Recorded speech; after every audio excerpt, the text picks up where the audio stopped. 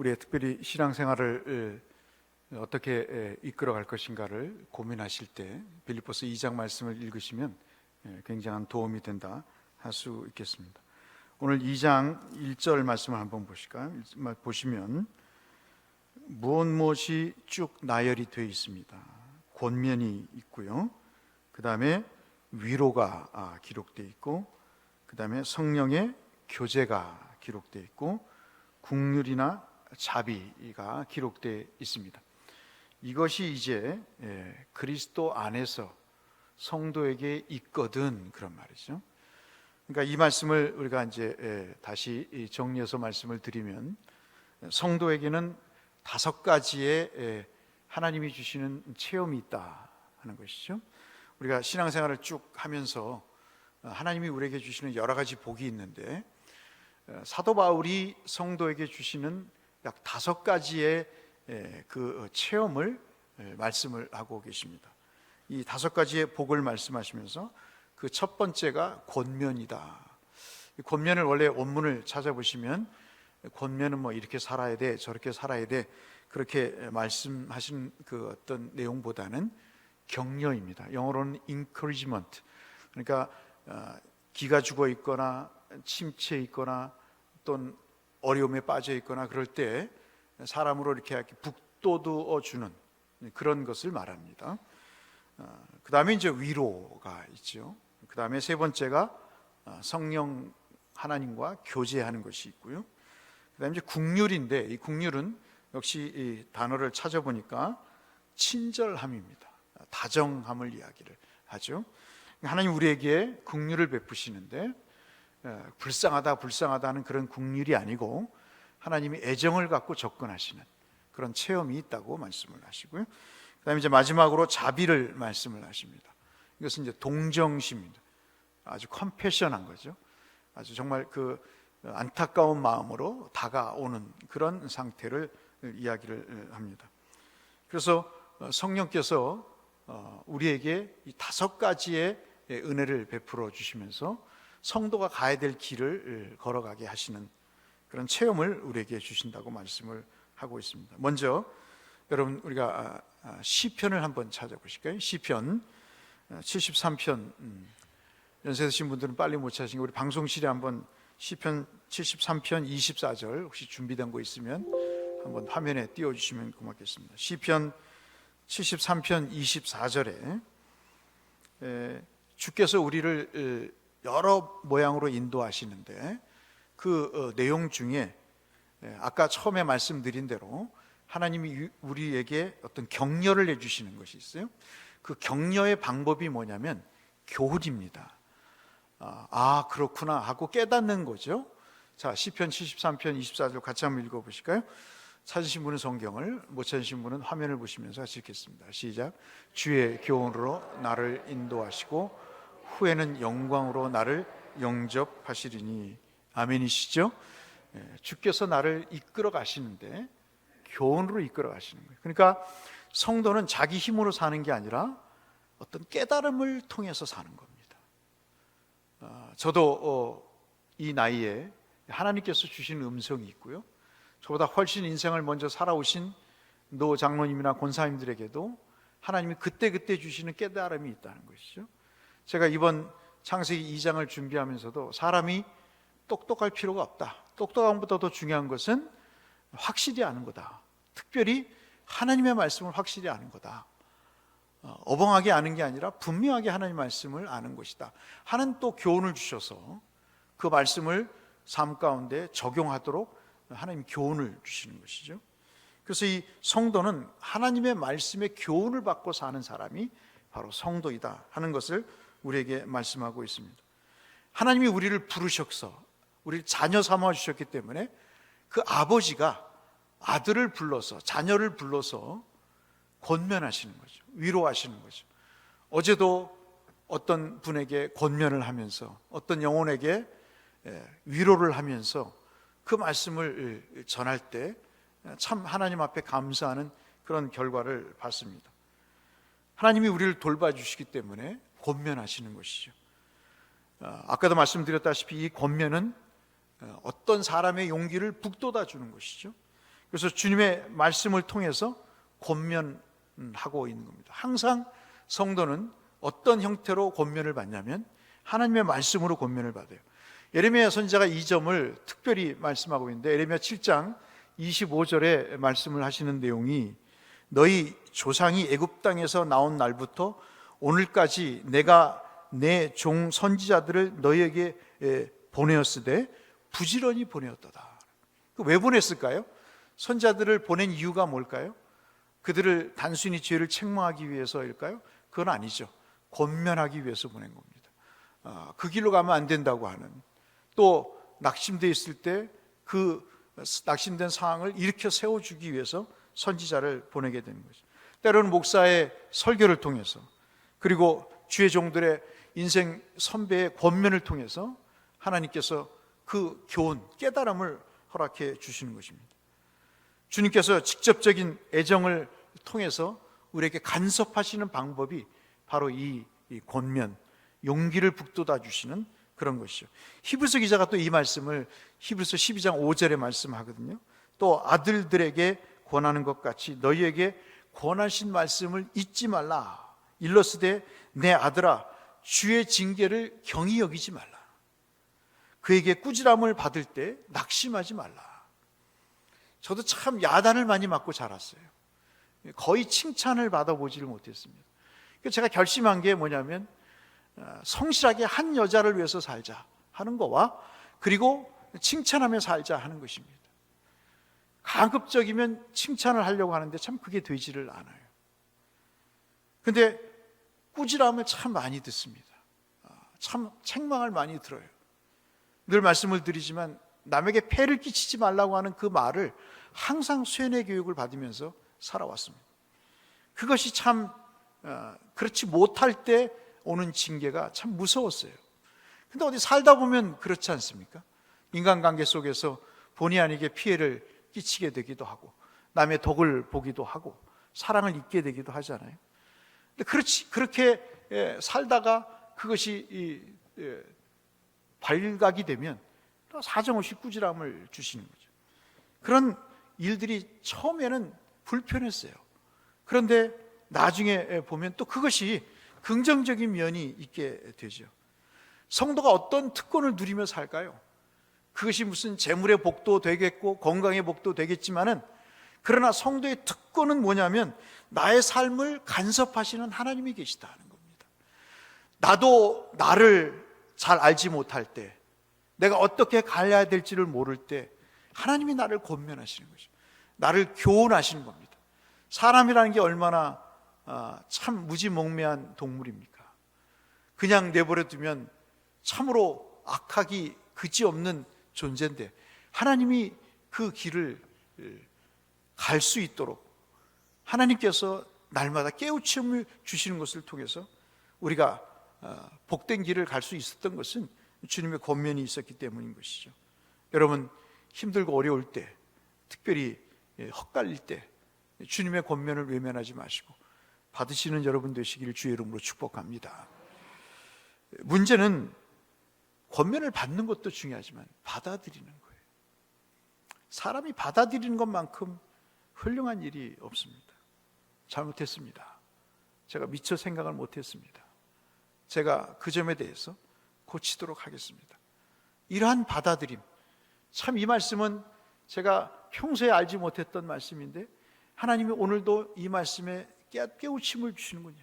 제가 이 말씀으로 내 영혼을 새롭게 하겠습니다 하는 받아들임이 굉장히 중요한 것이죠. 근데 어디 사람이 그렇습니까? 에레미야 선지자가 에레미야 32장 33절에 말씀하신 것처럼 그들이 교훈을 듣지 아니하였다, 이 얘기를 하세요. 에레미야 17장 23절에도 청종치 아니하며 귀 기울이지 아니하였다, 목을 곧게 하여 듣지 아니하고 교훈을 받지 아니하였다. 유독 다른 선지자들의 글보다 예레미야 선지자의 글을 보면 이렇게 이스라엘이 하나님의 말씀을 받지 않았다는 말씀이 굉장히 많이 나옵니다. 예레미야 선지자만이 아니고 사도 바울도 그랬던 것 같아요. 그 대사도도 하나님 말씀을 증거할 때 디모데후서 4장 3절에 그런 경험이 있어서 디모데에게 이야기를 합니다. 두 번째 편지를 쓰면서 디모데후서 4장 3절에 때가 이르리니, 어떤 때가 이르는데, 그 때가 뭐냐면 사람이 바른 교훈을 받지 아니한다. 여러분, 하나님의 말씀을 받은 일이 뭐 한두 번이겠어요? 그런데 그 말씀을 받지 않아요. 우리가 자녀를 키우면서 그러잖아요. 그 말씀을 한두 번 했냐고요. 그런데 받지 않아요. 우리가 어떤 때 어디까지 오죠? 그래, 네 인생은 네 인생이야. 네 인생을 내가 대신 사냐? 네가 알아서 해라. 그렇게 자포자기하는 그런 단계까지 오게 되고요. 이제는 더 이상 이야기하는 부모도 싫고, 이야기 듣고 싶지 않은 아이 보기도 싫고, 그래서 얘기 안 하는 경우가 있습니다만은, 그러나 그럴 수 없는 거죠. 사랑하기 때문에 끝까지 듣든지 안 듣든지 그 말씀을 전하는 거죠. 그래서 디모데후서 4장 3절에 이야기합니다. 귀가 가려서 자기의 사역을 쫓을 스승을 많이 둔다. 참 다른 것은 다 수용이 되는데 이상하게 하나님의 말씀은 수용이 안 되고, 권면해주고 깨닫게 하지는 그 말씀은 외면하는 이런 기이한 현상들이 벌어지게 되는 것이죠. 이것이 정말 가슴 아프고 슬픈 일이 아닐 수가 없습니다. 부모의 권면을 외면한 자녀가 잘 되는 경우가 더러 있습니다. 왜냐하면 부모는 잘못 가르칠 수 있거든요. 그렇지 않습니까? 부모는 잘못 이야기할 수 있어요. 들어보니까 부모의 말씀이 틀릴 수 있어서 그 부모의 말씀을 따르지 않는 경우가 있어요. 그래서 성공하는 경우가 더러 있습니다. 그러나 하나님의 말씀을 무시하고 성공하는 사람은 이 땅에 없다는 것이죠. 왜냐하면 하나님은 부모처럼 불완전한 분이 아니고 완전하신 분이기 때문에 그런 것이죠. 하나님은 잘못 권면하신 일이 없기 때문에 그러시는 것이죠. 이사야 선지자가 이사야 55장 8절에서 9절에 말씀하셔요. 여러분 잘 아시는 말씀이에요. 여호와께서 뭐라고 말씀하세요? 내 생각은 너희 생각보다 다르다, 그렇게 말씀하시잖아요. 내 길은 너의 길과 다르다, 그렇게 말씀하십니다. 하늘이 땅보다 높음 같이 내 길은 너의 길보다 높으며 내 생각은 너의 생각보다 높다라고 말씀을 하십니다. 그래서 시편 기자는 시편 94편 12절로 13절에 이렇게 말씀하십니다. 하나님의 권면을 받는 것이 복이 된다. 한번 따라서 하실까요? 하나님의 권면을 받는 것이 복이 됩니다. 우리 자녀를 키우면 그러시잖아요. 제자들 키우실 때 어때요? 튕겨서 나가는 애들, 듣지 않는 애들 예뻐 보이나요? 참 힘들어요. 그런데 잘 듣는 애들이 있어요. 얼마나 예쁜지 몰라요. 내가 배 아파 난 자식이지만 그 말씀을 듣고 그 말씀대로, 아버님 말씀대로, 어머님 말씀대로 제가 해보겠습니다라고 하는 아이는 참 같은 자녀지만은 얼마나 예쁩니까?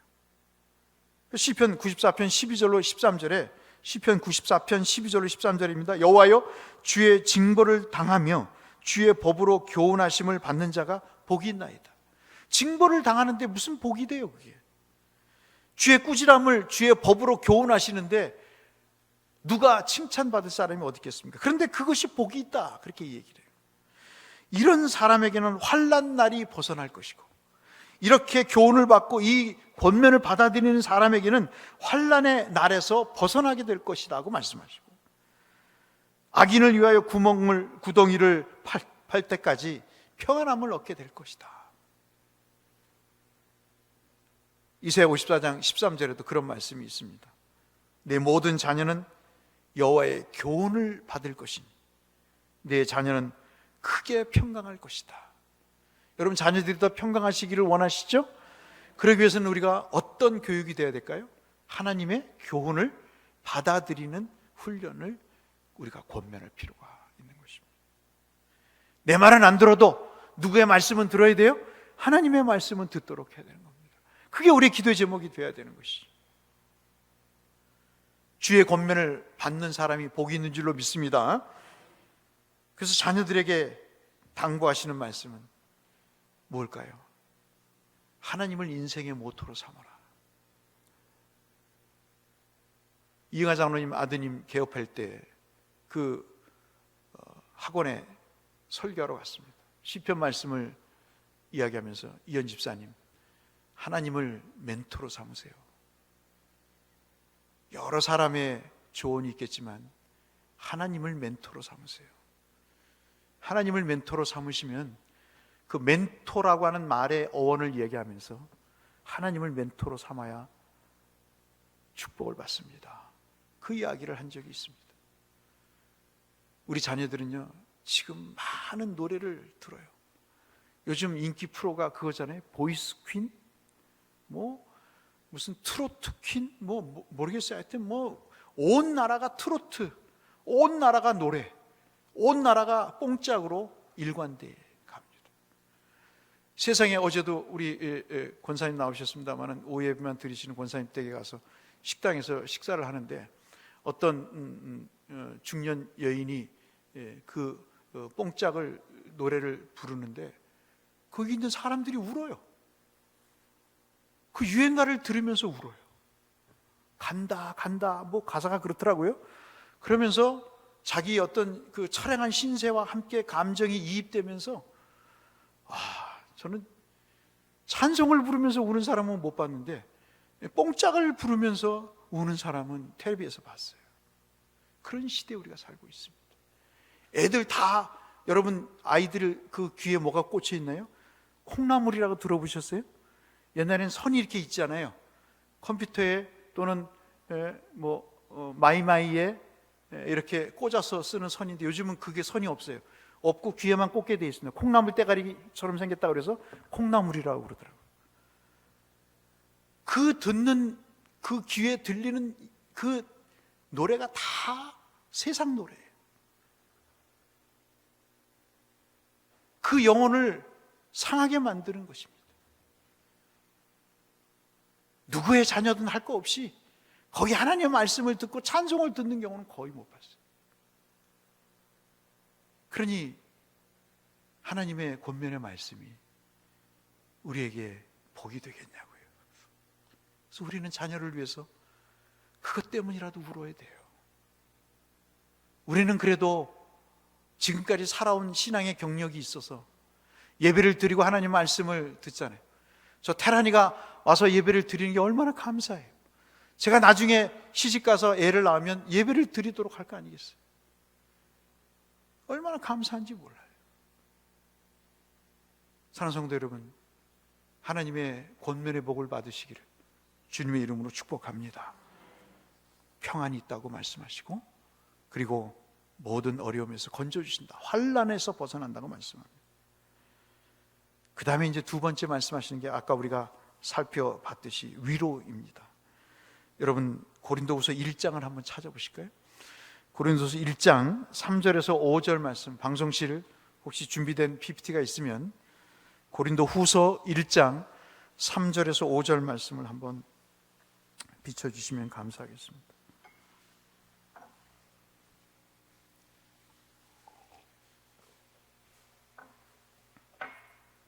고린도후서 1장, 고린도후서 전서가 아니고 고린도후서 1장 말씀.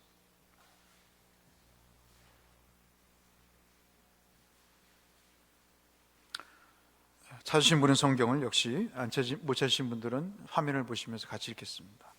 찬송하리로다.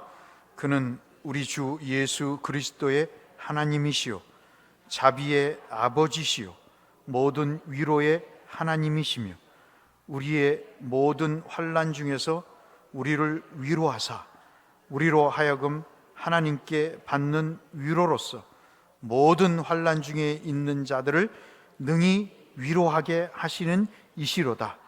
그리스도의 고난이 우리에게 넘친 것 같이 우리의 그리스도로 말미암아 넘치는도다. 아멘이시죠? 성도의 삶 속에 위로가 있다는 것. 저도 얼마 전에 경험했던 내용입니다. 우리가 살면서 좋지 않은 일도 있지만 하나님이 또 위로를 주시는 것도 있습니다. 고린도후서 7장에, 같은 고린도후서 7장 4절에 보시면 사도 바울이 이런 말씀을 하세요. 내가 우리의 모든 환난 가운데서도 위로가 가득하고 기쁨이 넘치는도다. 환난이 있어요. 사도로서 얼마나 어려움을 겪습니까? 정말 게임도 안 되는 사람들과 시달리면서 그 삶 속에서 얼마나 큰 인생의 생명의 위협과 자존심의 상함과 그리고 침뱉음과 마치 주님처럼 고난을 받는 그 일을 당하면서도 그가 버틸 수 있었던 것은 하나님의 위로와 그 위로가 주는 기쁨이라고 사도 바울은 말씀하고 있습니다. 우리가 그렇지 않으면 살 수 없는 것이죠. 주님이 베푸시는 사랑의 격려에 힘입어서 영육간의 고난과 좌절 속에서도 우리가 버텨낼 수 있는 것은 위로를 받고 있기 때문에 그런 것입니다. 오늘 사도 바울은 그 말씀하시는 것 같아요. 성도가 체험해야 될 두 번째, 첫 번째는 권면이고 두 번째는 위로인데 그 위로가 우리에게 있느냐라고 주님이 물어보십니다. 그리스도의 사랑이 나의 마음에 있어서 그 위로가 내 삶의 힘이 되고 그리고 그 기쁨이 내 인생을 걸어갈 수 있는 원동력이 될 수 있다면 더 없는 행복한 사람이 아니겠습니까? 이 하나님의 위로와 교통하심이 여러분과 제 삶에 있기를 주의 이름으로 축복합니다. 세 번째는 교제입니다. 아까 말씀드린 대로 성령을 통한 교제가 있습니다. 고린도서 3장 16절에 말씀합니다. 여러분 잘 아시는 말씀이고 설교 때 누차 말씀드린 거죠. 너희가 하나님의 성전인 것과 하나님의 성령이 너희 안에 거하시는 것을 알지 못하느냐. 그래서 성령께서 우리 속에 내주하고 계신다. 택한 백성은 성령의 주장함을 받고 산다고 말씀을 하십니다. 성령이 우리 안에 계신다는 거죠. 성령께서 함께 하신다는 겁니다. 성령께서 인도하시고 돌보신다고 말씀을 하시는 것이죠. 여러분 마가복음 13장 11절 말씀을 보시면 주님이 이런 사건을 통해 말씀을 하십니다. 마가를 통해서 사람이 너희를 끌어다가 넘겨줄 때 무슨 말을 할까 염려하지 말고 무엇이든지 그 때 너희에게 주시는 그 말씀을 하라. 말하는 이는 너희가 아니요 성령이시니라. 하나님과 교제를 통해서 우리가 얻는 것은 바로 그것입니다. 참으로 입이 있어도 말을 다 하지 못할 때 성령께서 교제를 통해서 내가 알아야 될 것, 내가 해야 될 말, 내가 취해야 될 행동을 가르쳐 주시고 그 교제 가운데 그런 은혜를 베푸신다고 말씀합니다. 저는 참 이 말씀을 접할 때마다 그런 말씀을 일들이 생각이 납니다. 어떤 목사님이 목회를 하셨어요. 목회를 하셨는데 개척교회를 하셨어요. 개척교회를 하다 보니까 너무 지치고 이 분이 성정상 대충 넘어가시는 분이 아니고 철저하게 설교도 성경 공부도 준비를 하셔서 열심히 가르치고 최선을 다해서 설교도 하고 그러셨던 분입니다. 그런데 결과가 10년이 넘어가는데도 부흥이 없는 거예요. 10년이 넘어가는데 10가정이 안 되는 거예요. 또 있던 가정도 나가게 되고 두 자릿수가 되는 것 같으니까 한 자릿수로 떨어지고 그래서 두 가정 정도 남아 있게 될 때 어느 가정에 신방을 갔다 오시면서 이제 점심을 드시러 사택에 들어오셨답니다. 사모님이 계시지 않고 이제 점심을 대충 차려서 드시고 있는데 그 마음에 밀려오는 감정이 있더라는 거예요. 내가 지금 무엇하고 있나? 내가 지금 무엇하고 있지? 그 물에 밥을 말아서 드시는데 눈물이 앞을 가리더라는 겁니다. 내가 왜 직장을 그만두고 이 일을 하고 있나? 그런 생각이 밀려오더래요. 그래서 마음을 고쳐먹고 하나님 앞에 무릎을 꿇고 기도를 하셨대요. 그 밥상머리 앞에서. 그랬더니 한참 기도를 하는데 뭐 어디에서 무슨 소리가 들리더래요. 그랬더니 한번 따라서 하실까요? 아빠 힘내세요. 걱정하지 마세요. 깜짝 놀라서 뒤를 돌아보니까 5살짜리 아이가 서가지고 아빠 힘내세요. 걱정하지 마세요. 그러더래요. 평소에 그 5살 배기 애가 자기가 잘하는 자기 자녀인데 그렇게 말할 애가 아니라는 거죠. 너무 신비로웠다는 거예요.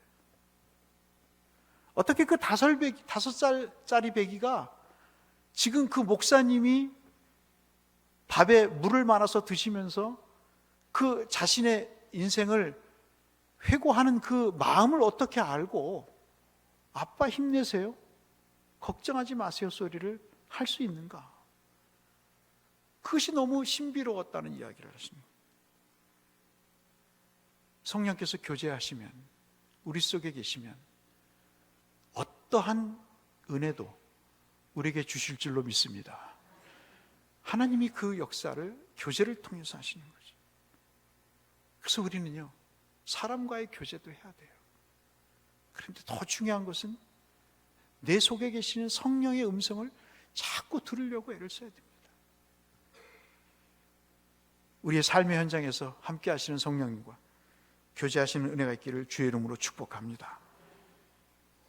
마지막 우리가 살펴볼 내용은 국률입니다. 주님은 인간의 몸을 입고 이 땅에 오셨다고 요한복음 1장 14절에 말씀하셨습니다. 어떤 신학자가 그 얘기를 했어요. 주님의 최대의 국률, 우리를 향한 애정이 뭔가? 그것은 바로 성육신이다. 벌레만도 못한 인간을 위해서, 그 더럽고 추한 인간을 위해서 인간의 모습으로 이 땅에 오신 것이 바로 국률의 최극치다라고 이야기를 했습니다. 그래서 우리는 이미 그 하나님의 국률, 다정하심, 하나님의 사랑을 입고 사는 존재들인 거죠.